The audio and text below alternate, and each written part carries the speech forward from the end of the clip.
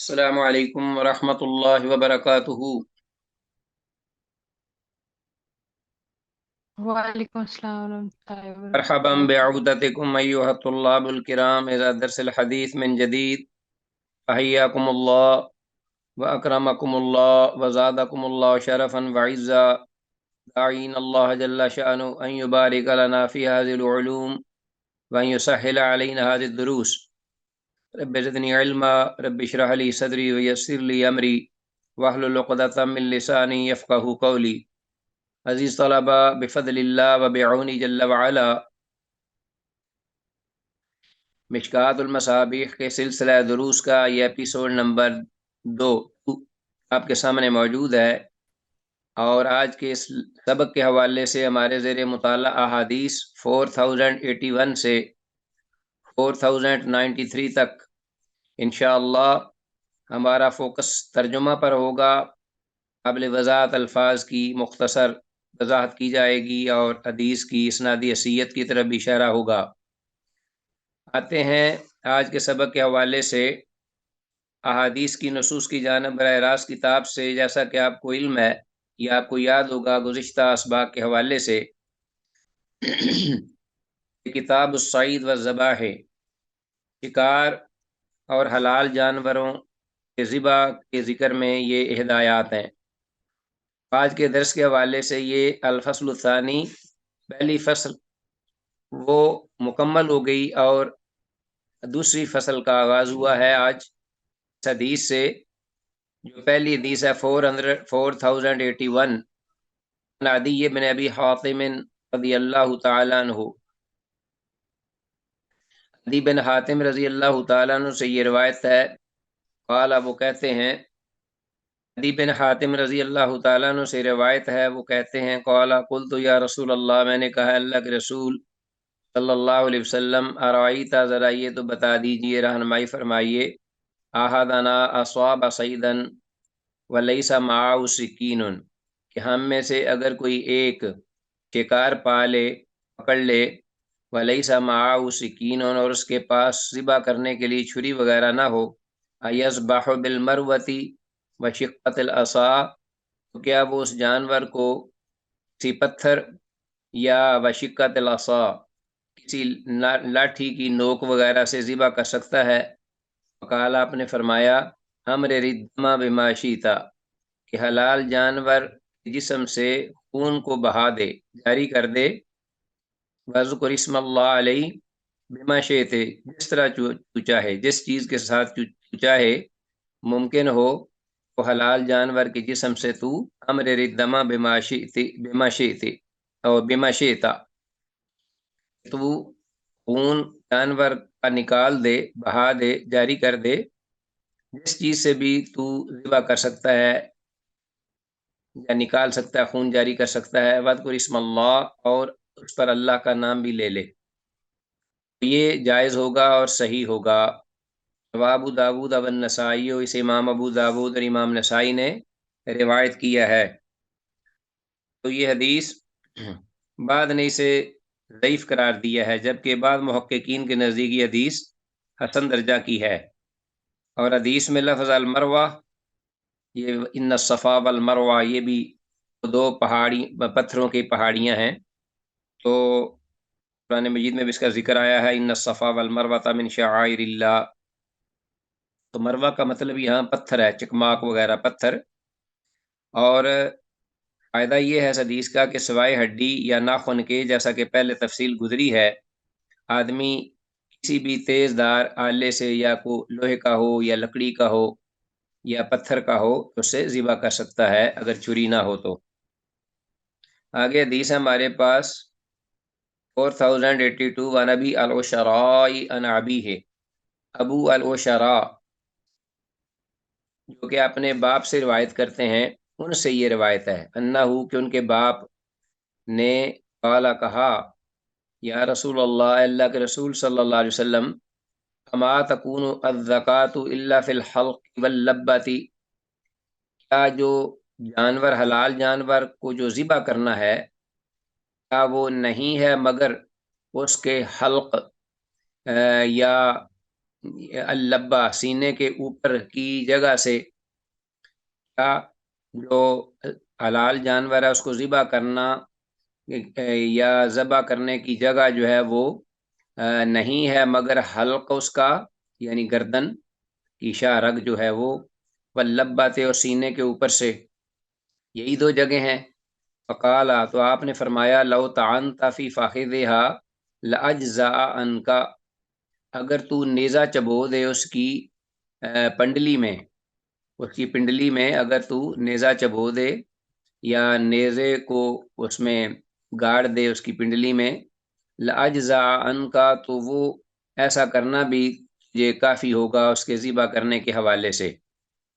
لیکن یہ جو عمل ہے یہ نارمل حالات میں نہیں، جیسا کہ دیگر روایات میں بھی آیا ہے یا آئے گا۔ رواه ترمذی و ابو داود و النسائی و ابن ماجہ، امام ابو داود، امام ترمذی، امام نسائی اور امام ابن ماجہ رحمہ اللہ نے اس کو روایت کیا ہے، والدارمی اور امام دارمی نے بھی۔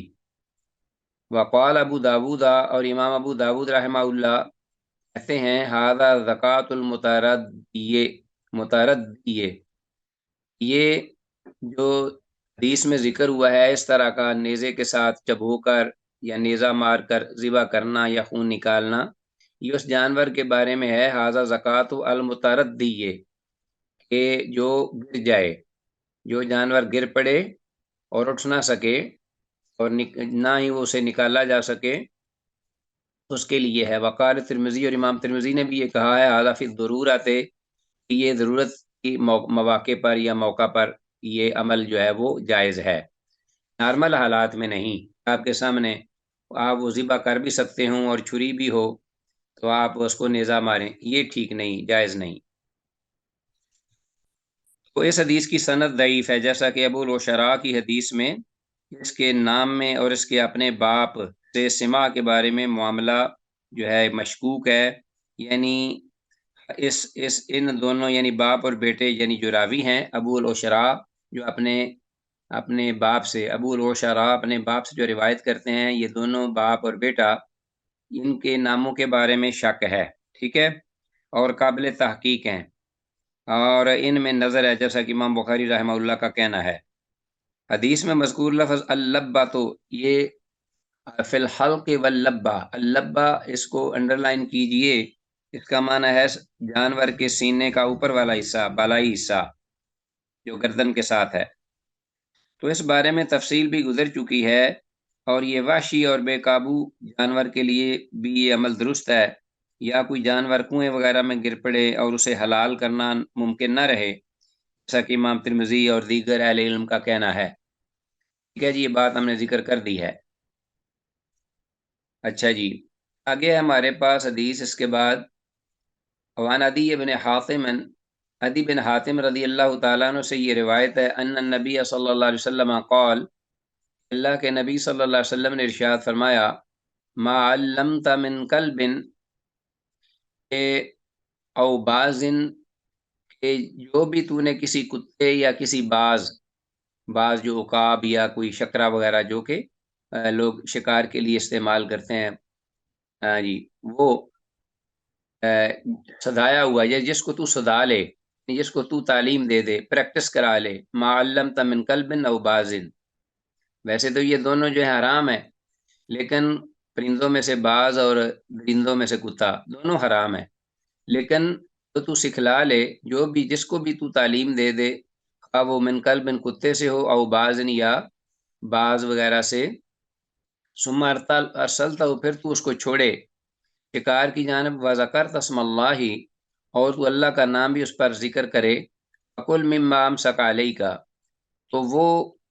شکار جو ہے جو وہ تیرے لیے جو پر روک لے اس کو کھا لے بعد میں پکڑ کر۔ تو میں نے کہا، عدی بن حاتم رضی اللہ عنہ کہتے ہیں کہ وَإِن قَتَلَ، خواہ وہ جانور جو ہے یعنی چھوڑا ہوا جو کہ تکبیر کہہ کے چھوڑا گیا اللہ کے نام کے ساتھ، خواہ وہ اس کو شکار کو قتل بھی کر دے پھر بھی، قال آپ نے فرمایا اذا قتلہ ولم یاکل منہ شیئا، اگر اس کو وہ قتل بھی کر دے اور اس سے کھائے کچھ نہ، ولم یاکل منہ شیئا، اور اس سے کوئی چیز کھائے نہ، اس شکار سے پکڑے ہوئے۔ فَإِنَّمَا أَمْسَكَهُ عَلَيْكَ، تو اس کا مطلب یہ ہے کہ یقیناً اس نے اس کو تیرے لیے پکڑا اور روکا ہے، اس لیے تو کہ خود اس میں سے اس نے نہیں کھایا، تو لہذا وہ تیرے لیے درست اور جائز ہے کھانا، خواہ وہ قتل بھی ہو جائے، مر بھی جائے۔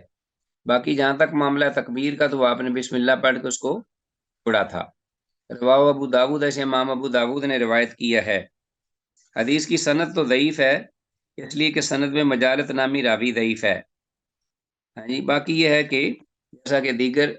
صحیح روایات کے مطابق کہ اس حدیث کا جو مفہوم ہے وہ صحیح اور درست ہے، اس میں کسی کوئی اختلاف نہیں ہے۔ فائدہ یہ ہے کہ کتا، باز اور ایسے ہی چیتا اور بحری عقاب وغیرہ جو سدائے ہوئے ہوں اسی کے حکم میں ہیں۔ تو صرف جو کتے کا اور باز کا نام اس لیے لیا تاکہ ایک جانور درندوں میں سے ہو جائے جو 4 پاؤں والا ہے، اور ایک پرندوں میں سے ہو جائے۔ باقی اس سے مراد یہ نہیں کہ صرف کتا اور باز ہی، بلکہ ان جیسے دیگر پرندے یا درندے جو ہیں سدائے ہوئے ہوں تو ان کو استعمال میں لایا جا سکتا ہے۔ اگرچہ یہ بات اپنی جگہ پر حقیقت ہے کہ درندوں میں سے کتا ہی ابھی تک ایسا سامنے آیا ہے جو سدایا گیا ہو شکار کے لیے، اس کے علاوہ اور کوئی درندہ، شیر یا چیتا یا بھیڑیا اس قسم کا اور جو ہے وہ کوئی میری نظر میں کم از کم نہیں گزرا، واللہ عالم۔ اگر اسے اس حد تک سدا لیا جائے تو شاید وہ بھی جائز ہو۔ قرآن مجید میں بھی کتے کا ہی ذکر ہے۔ اچھا جی، واللہ عالم۔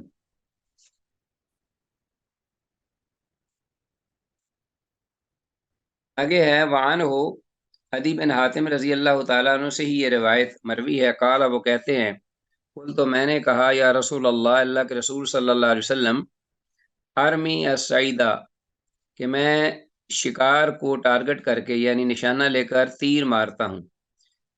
تیر سے شکار کرتا ہوں یا شکار پر تیر پھینکتا ہوں۔ ارمی السعیدہ فاجد فیہ من الغد سہمی، تو پھر میں شکار جو ہے اس کو اس دن تو نہیں پا سکتا، فاجد فیہ من الغد، آئندہ کل، آنے والے کل میں وہ شکار پا لیتا ہوں ایک جگہ پہ گرا ہوا، سہمی، اور اس شکار میں میرا جو تیر ہے اس کے بھی نشانات ہوتے ہیں۔ فاجد فیہ من الغد سہمی، میں پا لیتا ہوں مثال کے طور پہ آئندہ کل اس گرے ہوئے شکار میں اپنے تیر کے نشان۔ قالا، تو آپ نے فرمایا، اذا علمتا، جب تو یہ جان لے اچھی طرح، یقینی، نہ سہما کا قتل ہو، کہ بے شک تیرے تیر نے ہی اس کو قتل کیا تھا شکار کرتے وقت۔ ولم طرفی اثر و سبع، اور تو اس میں اور کسی بھی درندے وغیرہ کا کوئی نشان نہ دیکھے، آنے کا یا اس کو مارنے کا یا گرانے کا، فقل، تو پھر اس کو کھا لے، وہ تیرے لیے جائز ہے۔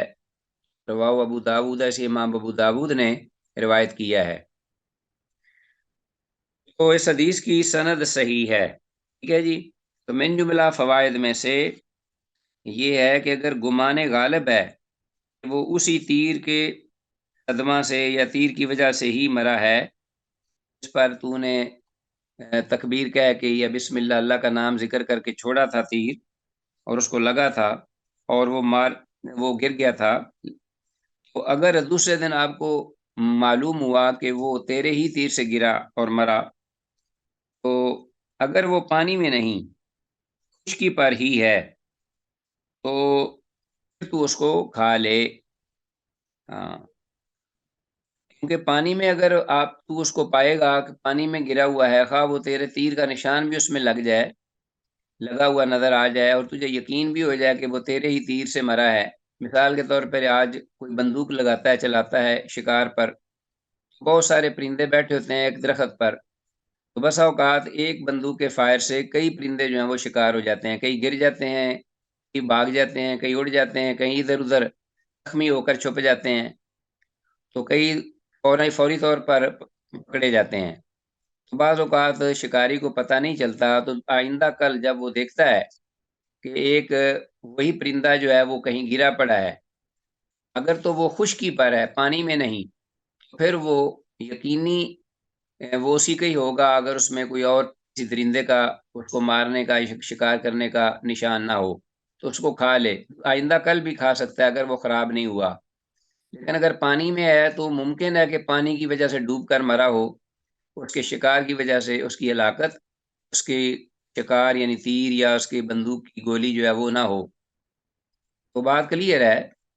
تو آپ نے فرمایا کہ اگر تو اس میں کوئی اور نشان نہ دیکھے اور پھر پانی میں بھی نہ ہو، یہ اضافی چیز ہے، یہ اس حدیث میں نہیں۔ باقی یہ ہے کہ پانی میں گرا ہوا ہوگا تو پھر ہو سکتا ہے کھانا جائز نہیں ہے، کیونکہ معاملہ مشکوک ہو جائے گا۔ اور حلال اور حرام کے معاملے میں جیسا کہ میں نے ذکر کیا ہے کئی بار کہ ضابطہ یہ ہے شرعی کہ جو شک والی چیز ہے اس کو چھوڑ دیا جائے اور یقینی چیز جو ہے اس کو اختیار کیا جائے۔ اچھا جی، آگے حدیث 4085 وان جابر رضی اللہ تعالیٰ عنہ سے یہ روایت ہے، قال وہ کہتے ہیں نہینا عن صید کلب المجوس، ہمیں منع کر دیا گیا مجوسی کے کتے کے شکار سے، یعنی مجوسیوں کا کتا جو ہے اس کے شکار کو کھانے سے ہمیں روک دیا گیا، منع کر دیا گیا۔ جب صحابی جو ہے وہ یہ کہے نہینا، اس قسم کے الفاظ امرنا یا نہینا، ہمیں حکم دیا گیا یا ہم روک دیے گئے یا منع کیے گئے، تو اس میں اہل علم جو ہے وہ اس بات پر متفق ہیں کہ اس سے مراد یہ حدیث مرفوع کے حکم میں ہوتی ہے کہ کوئی بھی صحابی، کیونکہ صحابہ تو کلو مدول ہیں، سارے کے سارے صحابہ جو ہیں وہ عادل ہیں اور وہ دین کے معاملے میں خاص طور پر رسول اللہ صلی اللہ علیہ وسلم کی حدیث کو بیان کرنے کے معاملے میں وہ خیانت نہیں کر سکتے۔ صحابی کا یہ کہنا کہ ہمیں روکا گیا تو اس سے مراد یہ ہے، یہ مرفوع کے حکم میں ہے کہ رسول اللہ صلی اللہ علیہ وسلم نے انہیں روکا ہوگا اور انہوں نے یہ بات ذکر کی، وگرنہ یہ نہینا ہم روک دیے گئے، اس کا وہ مجہول کا وہ صیغہ استعمال نہ کریں، مجہول کا صیغہ وہ استعمال کرنے سے گریز کرتے ہیں پھر اگر اللہ کے رسول کا حکم نہ ہو تو۔ پھر کلیئر یہ خود کہتے ہیں اپنے الفاظ میں سے کہ ہم نے یہ حکم دیا، ہم یہ سمجھتے ہیں، ہماری رائے کے مطابق یہ ہے، وہ بات کلیئر ہوتی ہے۔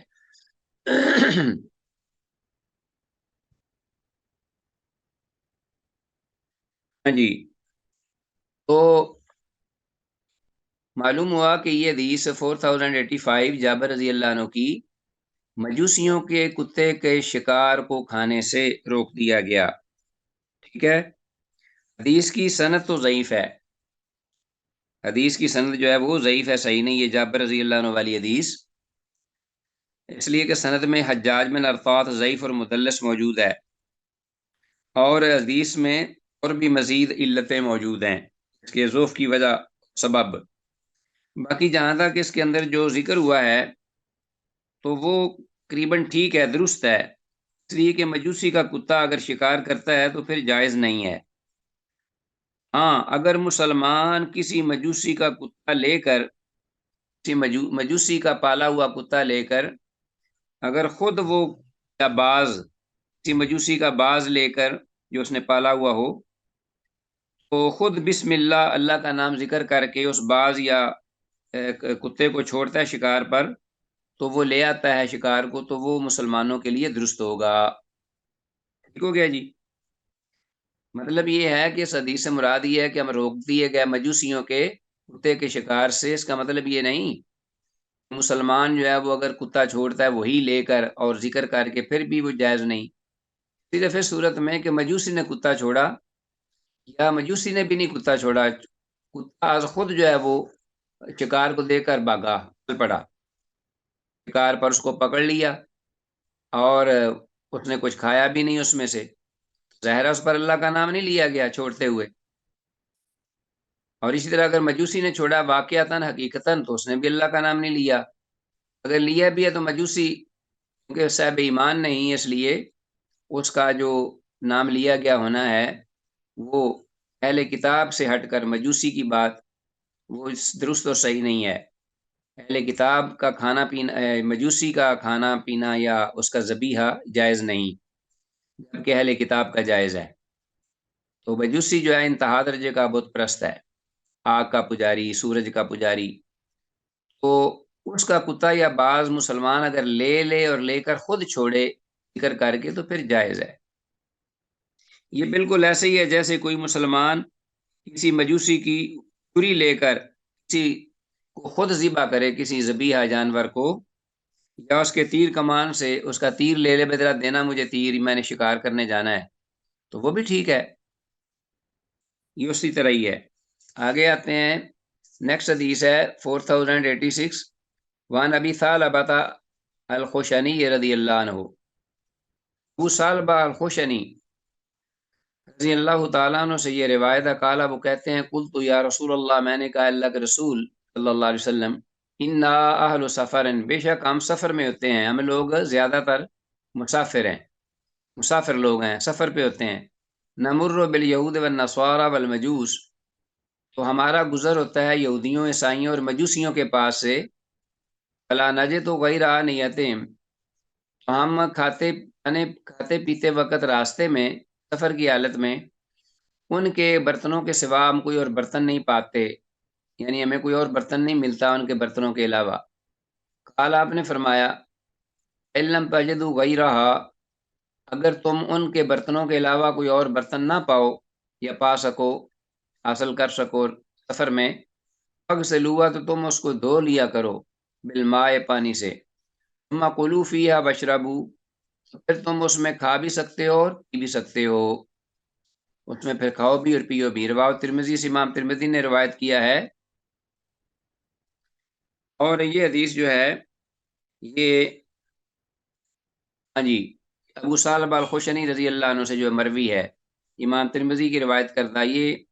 بعض کے ہاں یہ ضعیف ہے، بعض اہل علم نے کہا کہ یہ ضعیف ہے، جبکہ بعض دیگر اہل تحقیق نے اسے صحیح کہا ہے، واللہ اعلم وعلم بالصواب۔ بہرحال واضح رہے کہ حدیث مفہوم کے اعتبار سے درست ہے، ٹھیک ہے جی، اس میں کوئی مفہوم میں کوئی کسی کا اختلاف نہیں ہے، واللہ عالم۔ باقی یہ ہے کہ آپ کو علم ہے کہ جب علماء کا اختلاف ہو جائے کہ حدیث کی صحت اور اس کے ضعف میں، تو یہ معلوم ضرور ہو جاتا ہے کہ اگر ضعف ہے بھی تو وہ اتنا شدید نہیں، اس کو ہم اگنور کریں، واللہ عالم۔ آگے ہے جی حدیث، اگلی حدیث ہے ہمارے پاس 4087، وان قبیصہ بن حلب، قبیصہ بن حلب، ان ابی ہے، وہ اپنے باپ رحمہ اللہ رضی اللہ عنہم کہہ لو، وہ اپنے باپ سے روایت کرتے ہیں، یہ روایت قالا کہتے ہیں، ان کے باپ کہتے ہیں کہ سالت النبی صلی اللہ علیہ وسلم عن طعام النصارى، کہ میں نے اللہ کے نبی صلی اللہ علیہ وسلم سے عیسائیوں کے کھانے کی بابت پوچھا، سوال کیا کہ میں کیا کھا سکتا ہوں ان کا تیار کردہ کھانا۔ فی روایت، اور ایک روایت میں یہ الفاظ ہیں، سألہ رجل، کسی آدمی نے آپ سے یہ پوچھا کہ کیا عیسائیوں کا کھانا کھایا جا سکتا ہے؟ فقال، تو آپ نے فرمایا جواب میں، انا من الطعام طعاما اتحرج منہ، ہاں جی، وفی روایت، اور ایک روایت میں ہے کہ سألہ رجل، آپ صلی اللہ علیہ وسلم نے ایک آدمی سے یہ پوچھا،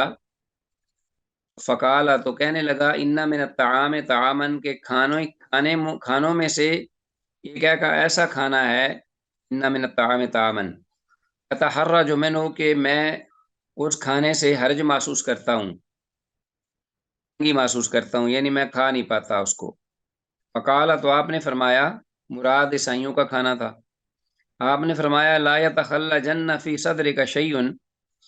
کہ ایسا کھانا کھاتے وقت، یعنی اہل کتاب کا مراد عیسائی بھی ہیں، کہ کوئی بھی چیز تیرے سینے میں خلجان پیدا نہ کرے، لا یتخلجن فی صدرک شیء، ان کے کھانے کی بابت کوئی بھی چیز تیرے سینے میں یا تیرے دل میں کوئی خلجان پیدا نہ کرے، یا حرج پیدا نہ کرے، دارعت فیہ النصرانیہ، اس میں تو نے عیسائیوں کے کھانے کی مشابہت کی ہے،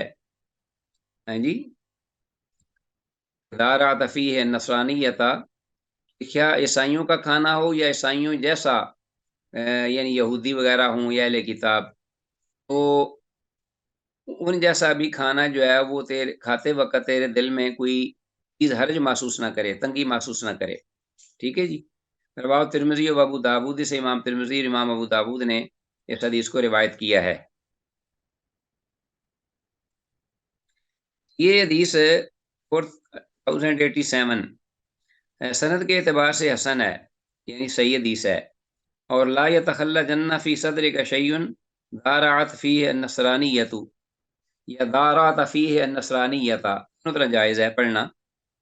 معنی ایک ہی ہے کہ تم اپنے دل میں کوئی خلجان محسوس نہ کرو، اس کھانے میں تم نے عیسائیوں کی مشابہت اختیار کی ہے، ایسی بات نہیں۔ ان کا کھانا جو ہے وطعام الذین اوتوا الکتاب حل لکم، جیسا کہ قرآن مجید میں ہے، وہ لوگ جو کہ کتاب دیے گئے ان کا تیار کردہ کھانا جو ہے وہ جائز اور حلال ہے تمہارے لیے۔ ظاہر ہے کہ اسی صورت میں ہی ہے جیسے وہ حلال چیزوں کا ہو، اس پر ان پر اللہ کا نام لیا گیا ہو، اور صاف ستھرا بھی ہو، پاک بھی ہو، صاف بھی ہو۔ صورت میں اگر یہ چیزیں جو ہیں وہ نہ ہوں تو وہ خواہ مسلمان بھی ہو تو اس کا بھی کھانا جائز نہیں۔ تو بہرحال معلوم ہوا کہ اہل کتاب کا پکایا ہوا کھانا جو ہے مسلمانوں کو کھانا درست ہے۔ ٹھیک ہے جی، قرآن مجید میں نے یہ آیت پڑھی ہے، یہ بھی اس کی ایک دلیل ہے۔ آگے آتے ہیں اگلی حدیث کی طرف۔ 4088 وعن ابی الدرداء رضی اللہ عنہ، ابو درداء رضی اللہ عنہ سے یہ روایت ہے، قال، وہ کہتے ہیں، نہا رسول اللہ صلی اللہ علیہ وسلم ان اکل المجثمۃ، اللہ کے رسول صلی اللہ علیہ وسلم نے مجسمہ کے کھانے سے منع فرمایا ہے۔ اور مجسمہ کیا چیز ہے؟ المجسمہ، اس کو ذہن میں رکھیے گا، وہی التی تصبر بالنبل، وہ مجسمہ وہ جانور ہے کہ وہ ہے، وہی التی وہ ہے تصبارو کے جسے باندھا جائے، تصبارو گاڑا جائے یا باندھا جائے، جکڑا جائے، اور پھر اس کو نشانہ لگایا جائے بالنبل، تیر کے ساتھ۔ ٹھیک ہے جی، تو باندھ کر مارنا اس حلال جانور کو، پھر اس کا کھانا، سے آپ صلی اللہ علیہ وسلم نے منع کیا ہے۔ ظلم و زیادتی کی ایک بڑی زندگی کی مثال ہے کہ کوئی انسان ایسا کرے۔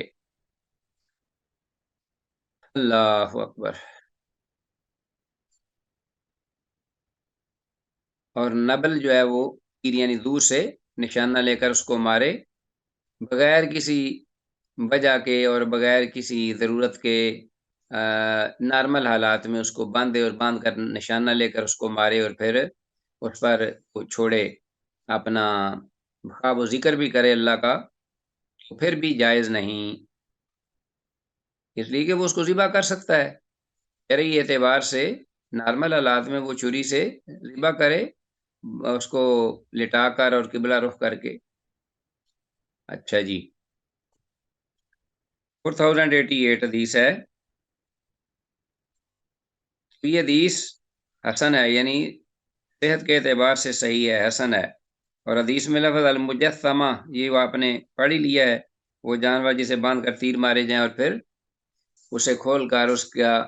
گوشت بنا کر کھانا چاہے، جائز نہیں۔ آگے حدیث ہے وعن الارباض بن ساریہ، 4089 ارباض بن ساریہ رضی اللہ تعالیٰ عنہ سے یہ روایت ہے، ان رسول اللہ صلی اللہ علیہ وسلم نہا یوم خیبر، اللہ کے رسول صلی اللہ علیہ وسلم نے منع فرمایا خیبر کے دن، یعنی جب جس دن خیبر فتح ہوا اس دن کی بات ہے، اور بڑا معروف یہ واقعہ ہے، ان کل ذی ناب من السباع، ہر کچلی والے پرندے کو کھانے سے، ہاں جی، ان کل ذی ناب من السباع،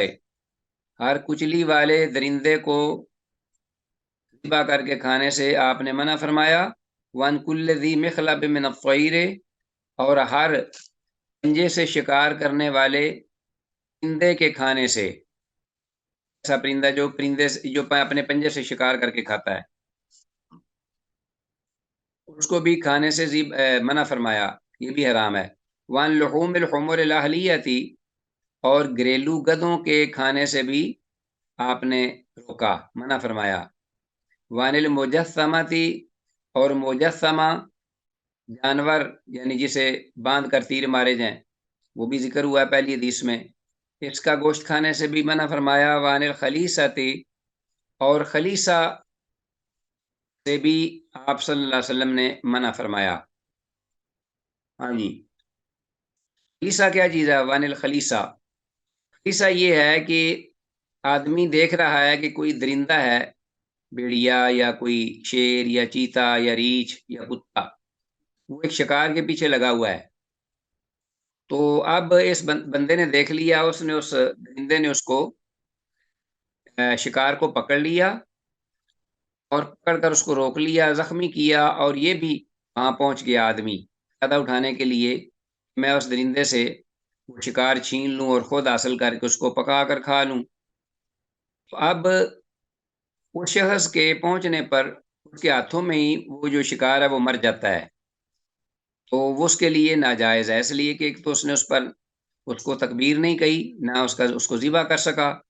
اور ذبح کرتے ہوئے بھی ضروری ہے کہ اس پر نام بھی اللہ کا لیا جائے، تو دونوں چیزیں جو ہیں وہ نہیں ہو سکیں۔ خلیصہ جو ہے، ایسا جو شکار ہے وہ حرام ہے۔ اسی طرح وان تو تا الحبالا یضعنا ما فی بطونہن، اسی طرح آپ صلی اللہ علیہ وسلم نے یہ بھی روکا، خیبر جس دن فتح ہوا اس دن ایک اور چیز تھی جیسے آپ نے روکا، انتو تا الحبالا، کہ کافروں سے پکڑی جانے والی لونڈیاں ہیں، اور وہ حبالہ اور ایسی جو کہ وہ ہوں اپنا حاملہ، وانتو تا الحبالہ، اور کافروں سے حاصل کی جانے والی حاملہ لونڈیوں سے جو ہے وہ جمع کرنے سے بھی آپ نے روکا، منع کیا۔ وانتو تا الحبالہ، یہ کہ جمع کیا جائے الحبالہ ان عورتوں سے جو کہ لونڈیاں بنا لی جائیں جہاد یا جنگ کے دوران اور وہ حاملہ ہوں، حتیٰ یضعنا ما فی بطونہن، یہاں تک کہ وہ جو کچھ ان کے پیٹوں میں ہے ان کو وضع کریں، یعنی ان کو جنم دے لیں۔ جنم دینے سے پہلے حاملہ کے ساتھ وہ وطی کرنا یا جمع کرنا بھی آپ نے روک دیا۔ قال محمد بن یحییٰ، محمد بن یحییٰ محدث کہتے ہیں، سئل ابو عاصم عن المجسمۃ، ابو عاصم جو ہیں ان سے مجسمہ کے بارے میں پوچھا گیا کہ مجسمہ کیا چیز ہے جس سے آپ نے روکا۔ فقال، تو وہ کہنے لگے، ان ينصب الطیر او الشیء فیرمى، کہ کوئی پرندہ یا کوئی اور جانور اس کو باندھا جائے، باندھ کر پھر فیرمى اس کو تیر مارے جائیں، تو یہ مجسمہ ہے۔ وسئل عن الخلیصہ، اور اسی طرح ابو عاصم رحمہ اللہ سے خلیصہ کے بارے میں پوچھا گیا کہ وہ کیا چیز ہے۔ فقال، انہوں نے فرمایا، الذئب او السبع، وہ بھیڑیا یا کوئی اور درندہ، یدرکہ الرجل، کہ کوئی آدمی اس کے شکار کو پا لیتا ہے، یا خود منہ، اور وہ اس سے حاصل کر لیتا ہے، پھر وہاں پہنچ کر ابھی وہ مرا نہیں، زخمی ہے، یموت فی یدہ، تو تکبیر یعنی ذبح کرنے سے پہلے وہ اس کے ہاتھ میں ہی مر جاتا ہے، قبل ان یذکیھا، اس سے پہلے کہ اس کو ذبح کرے۔ رواه ترمذی، سے امام ترمذی نے روایت کیا ہے حدیث کو 4089۔ تو عزیز طلبہ، بعض اہل علم نے یہ کہا ہے کہ یہ حدیث صحیح ہے، جبکہ بعض دیگر اہل تحقیق نے اسے ضعیف اس بنیاد پر کہا، سند میں ام حبیبہ راویہ کی بابت معلوم نہ ہو سکا کہ آیا کسی نے اسے سکا کہا ہے، جانا ہے کہ نہیں، اس بارے میں صرف یہ شک پڑا ہے۔ باقی حدیث اعضا کے بہت سے شواہد ہیں سوائے لفظ الخلیصہ کے، یہ لفظ خلیصہ جو ہے وعن الخلیصہ، اس کے علاوہ جتنے بھی الفاظ ہیں، بقیہ آپ نے پڑھا ہے اوپر صحیح روایات میں بھی یہ سارے الفاظ آئے ہیں اور آگے آئیں گے بھی۔ تو خلیصہ کے علاوہ مطلب ہے یہ حدیث جو ہے اس کے شواہد ہیں، اور ویسے بھی یہ مختلف فی ہے اہل علم کے دوران، تو اس کا صحیح ہونا زیادہ درست معلوم ہوتا ہے۔ خلیصہ کا معنی میں نے بتا دیا ہے کہ کوئی شخص بھیڑیے یا درندے سے حلال شکار چھڑائے اور وہ ذبح کرنے سے پہلے اس کے ہاتھ میں مر جائے۔ بار بار میں یہ کہہ رہا ہوں اس لیے آپ کے ذہن میں رہے، اس کو یاد رکھنا، آپ سے پوچھا جا سکتا ہے۔ آگے ہمارے پاس حدیث 4090 وان ابن عباس عبداللہ بن عباس رضی اللہ عنہما سے وابی ہریرہ اور ابو ہریرہ رضی اللہ عنہم اجمعین، یہ روایت مروی ہے، ان رسول اللہ صلی اللہ علیہ وسلم نہا عن شریطۃ الشیطان، رسول اللہ صلی اللہ علیہ وسلم نے شیطان کے شریطہ سے منع کیا ہے کہ اس کا گوشت کھایا جائے، شریطۃ الشیطان۔ زاد ابن عیسیٰ، ابن عیسیٰ نے یہ الفاظ زیادہ کیے ہیں، شریطۃ الشیطان کیا ہے؟ یہ ذبیحہ، یہ وہ جانور ذبح کیا گیا، یقطع منہ الجلد، کہ جس کی جلد یعنی سکن اس کو تو کاٹا جائے جگہ جگہ سے، یا جلد اتاری جائے، ولا تفرا الاوداج، اور اس کی رگیں نہ کاٹی جائیں، خون نہ نکالا جائے، جو کہ ذبح کرنے کا شرعی طریقہ ہے، اس میں رگے حیات یا جو نخرا یا جو وہ اپنا گلا ہے اس کو نہ کاٹا جائے تاکہ وہ خون جو ہے وہ نکلے، اور صرف سیدھا اس کی جانور کی جو ہے جلد اس کو کاٹنا شروع کیا جائے۔ یہ کیا ہے؟ شریعت الشیطان۔ ہاں جی، متوترا کو پھر اس کو چھوڑ دیا جائے حتی تموتا، یہاں تک کہ وہ مر جائے۔ شریعت الشیطان کو بھی ذہن میں رکھیے گا، اس کی ڈیفینیشن کیا ہے، شریعت الشیطان۔ تو یہ حدیث سب سے پہلے 4090، اس کی سند ضعیف ہے، یہ ذہن میں رکھ لیجئے گا، اس کی سند ضعیف ہے۔ سند میں راوی عمر بن عبداللہ الاسوار الیمانی، عمر بن عبداللہ الاسوار الیمانی، جسے جمہور اہل علم نے ضعیف قرار دیا ہے۔ اور شریعت الشیطان یہ میں نے بتا دیا آپ کو، وہ ذبیحہ کہ اس کی جلد کو تو کاٹا جائے اور رگیں نہ کاٹی جائیں، اسی حالت میں چھوڑ دیا جائے اس کے مرنے تک۔ آگے ہے 4091 حدیث، جابر رضی اللہ عنہ سے روایت ان نبی صلی اللہ علیہ وسلم قال، کہ اللہ کے نبی صلی اللہ علیہ وسلم نے ارشاد فرمایا، زکوٰۃ الجنین زکوٰۃ امہ، کہ بچے کا ذبح جو ہے، یعنی پیٹ کے بچہ جو ہے، ماں کے شکم مادر میں جو بچہ آتا ہے جانور کے پیٹ میں، اس کا ذبح کرنا زکوٰۃ امہ ہی، حقیقت میں ماں کا ذبح کرنا ہی ہے، یعنی ماں کا ذبح کرنا اس بچے کا بھی ذبح کرنا ہے۔ اگر ماں کو ذبح کر دیا جاتا ہے تو بچہ کو پیٹ میں نہ بھی ذبح کیا جائے تو اس کو اس کا حصہ سمجھ کر کھا لینا بالکل درست اور صحیح ہے۔ رواه ابو داود و دارمی، امام ابو داود اور امام دارمی نے اس کو روایت کیا ہے۔ یہ حدیث اپنے شواہد کی بنا پر حدیث صحیح ہے، غالباً جو سند ہے اس میں کچھ معاملہ ہے لیکن شواہد اس کے ٹھیک ہیں۔ اور حدیث کے الفاظ زکوٰۃ الجنین زکوٰۃ امہ ہی، اس کو انڈرلائن کیجئے، جس کا ترجمہ ہے جنین یعنی پیٹ کے بچے کی ماں کا ذبح کرنا حقیقت میں اس بچے کا ذبح کرنا ہی ہے۔ چلو جی، بات کلیئر ہوگی۔ آگے یہی الفاظ ہیں جو کہ امام ترمذی نے روایت کیے ہیں ابو سعید خدری رضی اللہ عنہ سے، جبکہ اوپر والی روایت کی یہی الفاظ زکوٰۃ الجنین زکوٰۃ امہ ہی جابر رضی اللہ عنہ سے مروی ہے، اور اسے ابو داود، امام ابو داود امام دارمی نے روایت کیا ہے، ٹھیک ہے۔ تو یہ بھی اپنے ماقبل کی طرح یہ بھی حدیث صحیح ہے اپنے مفہوم میں، اور اس کا ایک اور اس کو شاہد بھی مل گیا ہے، ٹھیک ہو گیا جی۔ سند تو کمزور ہی ہے مگر اپنے ماقبل کی طرح اپنے مفہوم اور شواہد کی وجہ سے صحیح ہے، ٹھیک ہو گیا۔ آگے حدیث ہے 4093، ابو سعید خدری رضی اللہ عنہ سے روایت ہے، قال، وہ کہتے ہیں، قلنا یا رسول اللہ، ہم نے کہا اللہ کے رسول صلی اللہ علیہ وسلم، ننہر الناقۃ، ہم ذبح کرتے ہیں اونٹنی کو، ونذبح البقرۃ، یعنی نہر کرتے ہیں اونٹنی کو اور ذبح کرتے ہیں گائے کو، وشاۃ، اور ابو سعید خدری رضی اللہ عنہ سے حدیث مروی، اس میں ہم یہ ذکر کر رہے تھے کہ وہ کہتے ہیں، قال قلنا، کہ ہم نے کہا، یا رسول اللہ، اللہ کے رسول صلی اللہ علیہ وسلم، ننہر الناقۃ، ہم اونٹنی کو نہر کرتے ہیں، ونذبح البقرۃ والشاۃ، اور ہم گائے اور بکری کو ذبح کرتے ہیں، فنجد فی بطنها الجنین، تو ہم پاتے ہیں بس اوقات ان کے پیٹوں میں ان کے بچے، الجنین یعنی بچہ پاتے ہیں اس جانور کا اس کے پیٹ میں جو مادہ ہوتی ہے، انلقیہ ام ناکلہ، کیا ہم اس بچے کو پھینک دیں یا ہم کھا لیں، یا اس کو ہم کھا لیں، قال آپ نے فرمایا قلوہ ان تم اس کو کھا سکتے ہو اگر تم چاہو، فإن زکاتہ زکات امہ، اس لیے کہ اس کی ماں کا ذبح کیا جانا اسی کا حقیقت میں ذبح کیا جانا ہے۔ رواہ ابو داود و ابن ماجہ، اس امام ابو داود اور امام ابن ماجہ نے روایت کیا ہے۔ تو یہ حدیث سند کے اعتبار سے تو ضعیف ہے، اس کی سند میں ضعیف راوی ہیں۔ اس میں راوی مجالد جیسے جسے جمہور اہل علم نے ضعیف قرار دیا ہے، مجالد معروف راوی ہے، جمہور اہل علم کے ہاں یہ ضعیف ہے، جبکہ یہ حدیث مفہوم کے اعتبار سے صحیح ہے، جیسا کہ ہم نے پڑھا پہلے بھی۔ تو ابن حبان کی حدیث جس کی سند حسن ہے، اسی موضوع میں امام ابن حبان رحمہ اللہ کی ذکر کردہ حدیث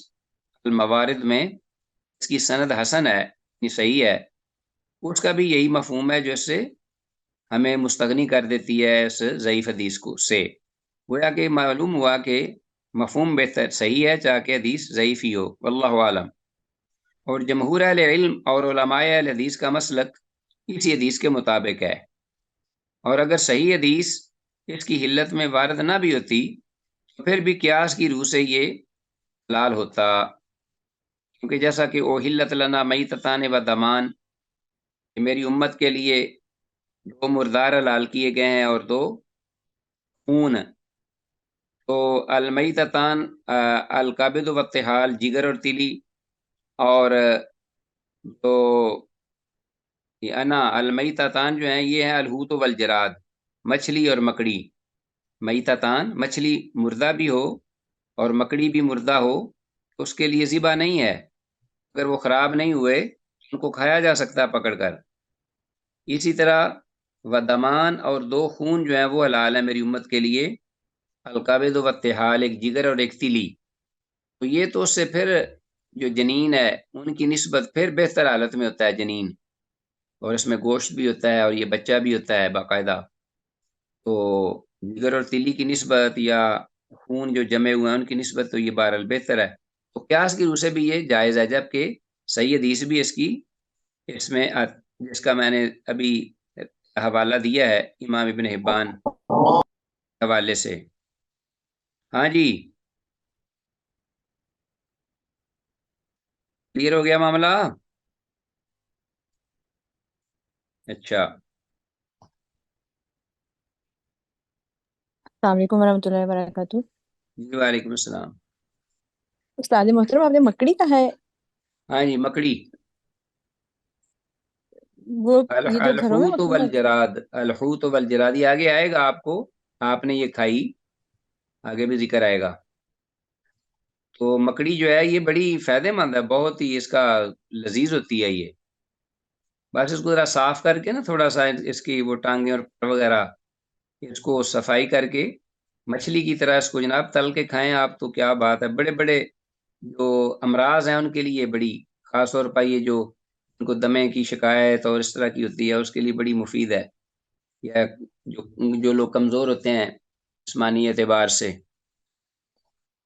تو بہرحال اسی طرح اپنا الحوت والجراد، یہ جب ذبح کرنے کی ضرورت نہیں ہوتی ان کو۔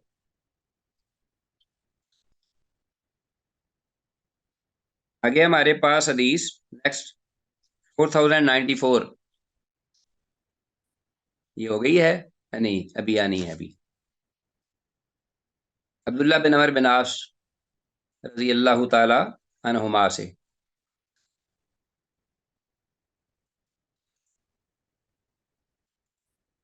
اللہ اکبر، عبداللہ بن عمر بن عاص رضی اللہ عنہما سے یہ روایت ہے 4094 حدیث، ان رسول اللہ صلی اللہ علیہ وسلم قال، کہ اللہ کے رسول صلی اللہ علیہ وسلم نے ارشاد فرمایا، من قتل عصفورا فما فوقها بغیر حقها، یعنی جس شخص نے بھی قتل کیا، مارا کسی چڑیا کو، عصفور، ما فوقا، یا اس سے کسی چھوٹے جانور کو یا اس سے کسی بڑے جانور پرندے وغیرہ کو، یعنی آپ کو پتہ ہے کہ عصفور کی مثل بہت سارے پرندے ہیں، چھوٹے چھوٹے بڑے بڑے، بہت خوبصورت، یا جب آپ جائیں نا کسی باغ میں یا کسی پبلک پارک میں تو وہاں चिड़ियाँ जो हैं वो क्या बात है, उनके मुख्तलिफ रंगों की, छोटी छोटी, और एक आम चिड़िया भी होती है। जिसने कोई भी छोटी चिड़िया या बड़ी तरह चिड़िया जो है वो मारी, कत्ल की, नाहक, बगैर हक, नाहक कत्ल किया जिसने किसी चिड़िया को, तालहुल्लाहु अन कत्लिही, तो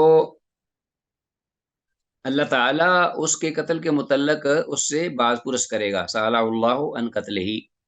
क़ीला या रसूल अल्लाह, आ गया कि अल्लाह के रसूल, वमा हक़्क़ुहा, तो ये तो नाहक उसको कत्ल करने की बिना पर पूछा जाएगा, अगर उसको, उसका हक क्या है कि उसको मारा जाए, यानी हक के साथ उसको मारना क्या चीज़ है। भला जिसके बारे में अल्लाह का रब्बुल इज़्ज़त सवाल ना करें, पूछें ना पूछें। काला, तो आपने फरमाया उसको हक के साथ मारना ये है जिससे बाज पुरस नहीं होगी अल्लाह की तरफ से। यस बाहा, कि वो उसको ज़िबा करे, फया कुलहा, तो वो उसको खाए, यानी ज़िबा करे, शरई ज़िबा, क्योंकि वो हलाल जानवर है, तो उसको ज़िबा करे और उसका गोश्त बड़ा ही मुकव्वी है और बहुत ही फ़ायदेमंद है, तो उसको खाए। वला यक़ता रअसहा फयरमिया बिहा, तो ये नहीं है कि उसको ज़िबा करे, यानी उसका सर काटे और उसे फेंक दे। वमा फ़ौक़हा फयरमी बिहा वला यक़ता रअसहा फयरमिया बिहा, तो ऐसे ना करे कि उसका सर काटे और उसको फेंक दे। का मतलब कि उसको ज़िबा करे सही तरीके से और उस पर अल्लाह का नाम ले। हाँ, अगर अल्लाह का नाम लेते हुए, ज़िबा करते हुए अगर छुरी ज़्यादा चल जाए तो छोटी सी बेचारी की वो आगे की तरह गर्दन होती है, अगर वो कट जाए या, कोई हर्ज नहीं उसमें, क्योंकि अल्लाह का नाम ले लिया गया है और खून जो है वो निकल चुका है। रवाह अहमद व नसाई व दारमी, इमाम अहमद, इमाम नसाई और इमाम दारमी ने से इस हदीस को रिवायत किया है। अल्लाहु अकबर। तो हदीस सनद के एतबार से हसन है, यानी सही है। और हदीस में लफ्ज़ उसफूर, इससे मुराद चिड़िया है। आगे हमारे पास इस तलबा आज के इस सबक की आखिरी हदीस, लास्ट, और 4095, वन अबी वाक़िद लैसी, अबू वाक़िद लैसी रज़ी अल्लाह तआला अन्हु से ये रिवायत है, क़ाल, वो कहते हैं, क़ादिमन नबी सल्लल्लाहु अलैहि वसल्लम अल मदीना था, कि अल्लाह के नबी सल्लल्लाहु अलैहि वसल्लम मदीना तशरीफ़ लाए, यानी हिजरत के वक़्त मक्का से मदीना। वहम यजुब्बूना असमिनतल इबिली, वो लोग जो अहले मदीना थे, उस वक़्त जहालत थी ना बड़ी, बिफोर इस्लाम, तो वो उस वक़्त जहालत के परवुर्दा लोग, यजुब्बूना असमिनतल इबिली, ज़िंदा ऊँटों की कुहानों को काट लिया करते थे ऊपर से,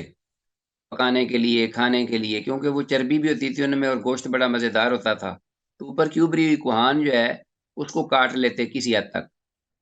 वयक़तऊना अलयातिल गनम, और इसी तरह काट लिया करते अलयात, यानी चकियाँ, अलगनम, गनम ये मुराद दुम्बे, दुम्बों की पिछली चकियाँ जो हैं वो भी काट लिया करते, जिंदा दुम्बों की, बगैर ज़िबा किए। फ़क़ाल, तो आपने फिर ये जब देखा तो फरमाया, मा युक़तअु मिनल बहीमति व हिय हय्यतुन हिय मैततुन ला तुकलु, जो भी काटा जाए किसी चौपाए से, अब वो जानवर ही क्यों ना हो, हलाल जानवर, वही हय्यतुन, इस हाल में कि वो जिंदा हो, हय्या मैततुन, तो वो मुर्दार के हुक्म में है, ला तुकलु, उसे खाया नहीं जा सकता। रवाह तिरमिज़ी व अबू दाऊद, इमाम तिरमिज़ी और इमाम अबू दाऊद ने इसको हदीस को रिवायत किया है, और ये हदीस सनद के एतबार से सही है। हदीस के अल्फाज अलयातुल गनम, इनको अंडरलाइन कीजिए, का माना है दुम्बों की चकियाँ। दुम्बे आपने देखे होंगे जिनके पीछे गोल बड़ी भारी चर्बी की होती हैं चकियाँ, वो बड़ी, उनके अंदर चर्बी होती है, उससे लोग बड़ा कुछ बनाते हैं उनको ज़िबा करके। अच्छा जी, तो अगरचे खाया जाने वाला हलाल जानवर ही क्यों ना हो, उससे कोई भी हिस्सा इस हाल में काटा जाए, कोई भी हिस्सा कि वो जानवर जिंदा है और उसको ज़िबा नहीं किया गया, तो वो काटा जाने वाला थोड़ा सा भी हिस्सा जो है वो हराम है खाना, अब वो पका कर खाए। तो हाज़ा मा इंदी वल्लाहु अला व अलम बिस्सवाब, इसके साथ ही हम अल्लाह की बारगाह में ये दुआ करते हुए कि जो कुछ कहा सुना है अल्लाह उसको समझ कर इस पे अमल की तौफीक दे, इजाज़त चाहते हैं। व इलल लिक़ा, वस्सलामु अलैकुम व रहमतुल्लाहि व बरकातुहू।